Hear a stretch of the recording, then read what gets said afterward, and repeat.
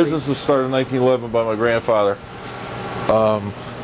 Albert, and the original ice house was about half a mile away from here, over where the East Hartford golf course is now. It was a pond that he harvested the ice during the winter and put it in a warehouse or an ice house. The ice house burned down, and I believe it was like 1930.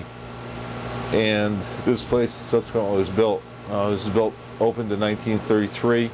We manufacture 10 tons of block ice a day. It's the last one in Connecticut and one of only 4 in New England. Our ice right now, we ship it all over. We go to New York, to Massachusetts, into Vermont, and it's all used for ice carvings. Cutting the ice was a lot more work than this is, because the guys had to go out, 15, 20 below zero and actually saw the blocks out of a pond. My grandfather's place, they'd start filling this sometime, usually just after Christmas, and it would take until probably the end of February to have it loaded up, and that would last all through the summer, and then right until October, when people really stopped using the ice again. My grandfather started it. My father bought it from him just after World War II. When my dad passed away, I took it over, and I've been running it ever since I got out of college in '71. And I've got 2 sons that are going to be in business with us now too. This whole place is put in by York Ice Machinery out of York, Pennsylvania, and this machine here is a slow speed reciprocating ammonia compressor. The pistons in it are 6.5 inches in diameter. It's powered by a 40 horsepower. I believe it's a Fairbanks Morse electric motor. Again, all this stuff is original. It goes back to 1932. We kind of try to keep everything as original as we can, and we do quite a few tours through here during the summertime.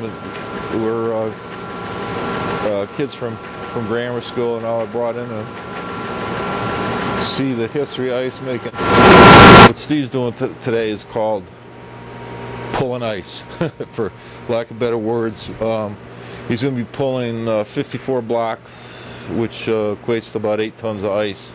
The first part of the process is when he hooks onto the cans that are down in the tank. All underneath the floor that you see here is a tank that's filled up with polypropylene glycol. The glycol is refrigerated by this compressor. When the cans come out, they go into a tank that's filled up with warm water.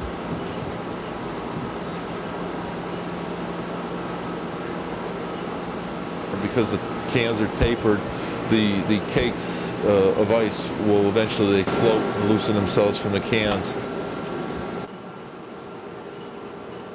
It's brought over into the can dump apparatus,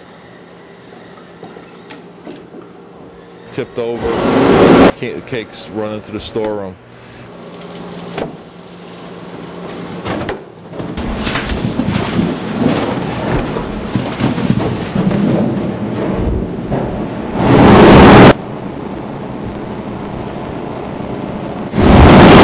They're uprighted, they're filled up with 300 pounds of water in each side.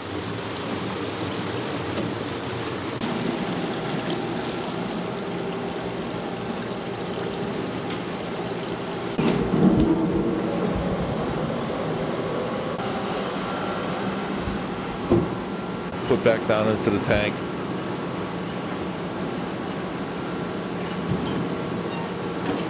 We drop 2 rods down in the tank, and their air is pumped into these rods, and what that does, it agitates the water, so any impurities that are in the water gets drawn to the center, and after 24 hours we pump the core out, pump the center out, and refill it with fresh water.